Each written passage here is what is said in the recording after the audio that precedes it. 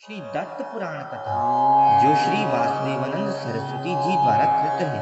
आइए सुनते हैं दत्त पुराण कथा जो मन तन और हृदय को पावन कर दे, जो आत्मा को आनंद पहुंचाए और भगवान दत्तात्रेय की अमृतमयी वाणी में सुनकर हम भक्ति में लीन हो जाएं। आइए सुनते हैं वासुदेवानंद सरस्वती जी द्वारा कृत श्री दत्त पुराण कथा। बोलिए दत्तात्रेय भगवान की जय। अब अग्रिम भाग सुनिए।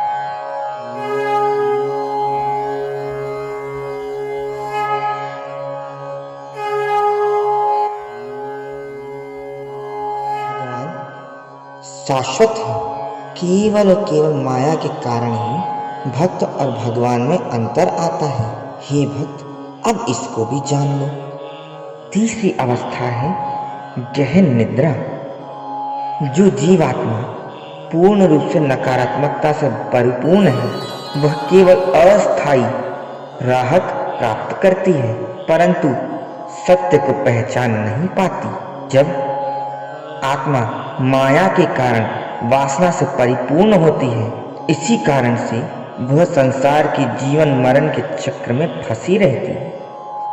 हे भक्त, भगवान की कृपा से चौथी चेतना की स्थिति आ ही जाती है, जब उसे गुरु कृपा प्राप्त होती है, और गुरु कृपा के पश्चात वह जीवात्मा शरीर से भिन्न अपने आप को मानने लगती है और सत्य चित आनंद परमात्मा से एक आकार हो जाती है, अर्थात उनमें लीन हो जाती है। संपूर्ण आत्म साक्षात्कार ग्रहण कर लेने के बाद वह जीवात्मा परब्रह्म की ओर चली जाती है और संसार से दूर हो जाती है।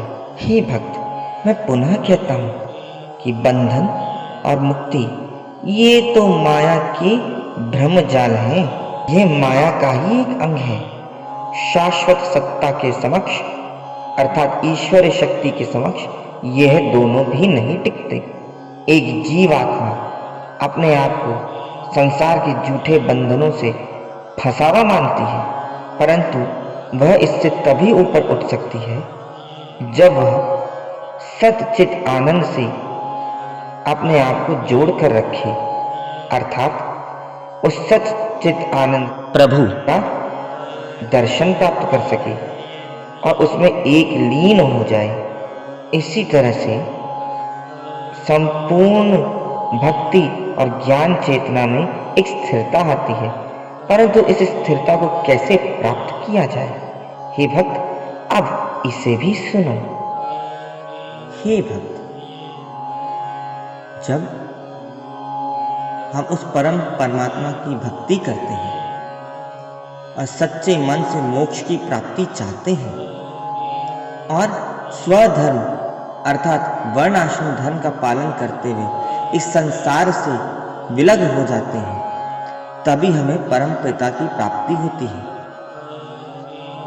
परमात्मा की भक्ति करते हुए मोक्ष चाहते हुए वह स्वधर्म अर्थात वर्ण आश्रम धर्म का पालन करते हुए काम में कर्म को निषेध करते हुए नित्य और नैमित्तिक कर्म करते हुए संध्या व प्रातः काल वंदन करते हुए अपने पूर्वजों को प्रणाम करते हुए अपना जो शुद्धिकरण करता है, जो अपना स्वधर्म पालन करते हुए परमात्मा की भक्ति करता है, वह ये सारे कर्म करता है निस्वार्थ भाव से। वह अपने मन को शुद्ध करता है और अपने मन के अहंकार को खत्म कर देता है, वही स्थिरता को प्राप्त होता है। हे भक्त, हर साधकों के लिए हमारे शास्त्रों में हर तरीके के राह या पथ दिखाए गए हैं।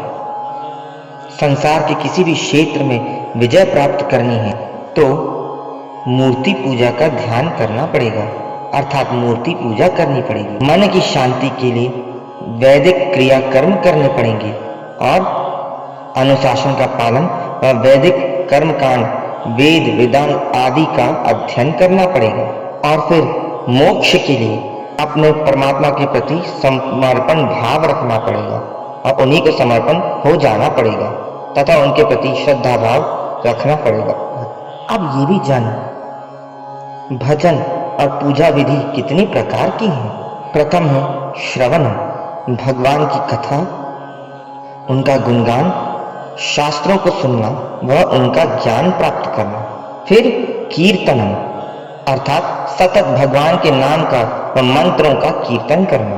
फिर ध्यान, परमात्मा के प्रति समर्पण भाव रखते हुए उसी का चिंतन व मनन करना। फिर अंत में आती है सेवा अर्थात निस्वार्थ भाव से भगवान की सेवा करना और स्वधर्म का पालन करना। ये जानो, क्रोध, काम, लोभ, मोह और ईर्ष्या ये सब 6 अशुद्धियां हैं जो आपके भीतर की अशुद्धियां हैं जो आत्म साक्षात्कार होने से रोकती हैं। सच्ची भक्ति से यह सब शमित हो जाती अर्थात भस्म हो जाती हैं। फिर अंततः भगवत शरणागति के बाद अब यह भी जान लो कि हर भक्त में निर्भयता और मोक्ष की प्राप्ति की लालसा तीव्र हो जानी चाहिए। हे भक्त, ये जानो कि जो अपने आप को परमात्मा से भिन्न समझता है उसके हृदय में सदैव ही भय बना रहता है। जो कोई परमात्मा और स्वयं के बीच में अंतर नहीं समझता वह निर्भयता को प्राप्त होता है। यथावत देवता भी अज्ञानता के कारण भय प्राप्त किए हैं, परंतु आत्म साक्षात्कार के पश्चात सब में एक स्थिरता आ गई है। आज की इस कथा में हमने क्या सीखा, आइए जानते हैं। संपूर्ण संसारिकता से विरक्ति, केवल भगवत प्राप्ति की इच्छा रखना और आत्मज्ञान। भगवान दत्तात्रेय की कृपा से मन की शुद्धता, शांति और मोक्ष मिलता है। और इस प्रकार ज्ञान देने पर अपने भक्त के समक्ष प्रकट हुए दत्तात्रेय जी भगवान आनंद रूप से अंतर ध्यान हो जाते हैं। प्रथम अष्टक के 5वें अध्याय की अनुवादित टिप्पणी पूरी होती है जो 3005 श्लोकों में निबद्ध है। श्रीमद् दत्तात्रेय पुराण की इस वासुदेवी संहिता को संपूर्ण शास्त्रों का सार भी कहा जाता है, जिसके लेखक परम पूज्य भक्त शिरोमणि श्री वासुदेवानंद सरस्वती जी महाराज हैं। क्रिया, ईश्वर पूजा का तरीका, सद्गुरु का आशीर्वाद इत्यादि इस वासुदेवी संहिता में बताए गए। गुरु की कृपा से सब कर्म होते हैं, ये भी बताया गया। और गुरु की कृपा से ही भगवान दत्तात्रेय यानी परम भगवान की प्राप्ति होती है। भगवान दत्तात्रेय हम सब पर प्रसन्न हो, उनकी कृपा सदैव हम पर बरसती रहे, यही हमारी मनोकामना है। भगवान दत्तात्रेय की जय हो। अग्रिम भाग को सुनने के लिए जुड़े रहिए हमारे साथ और सुनते रहिए श्री दत्त पुराण कथा। दत्तात्रेय भगवान की जय हो।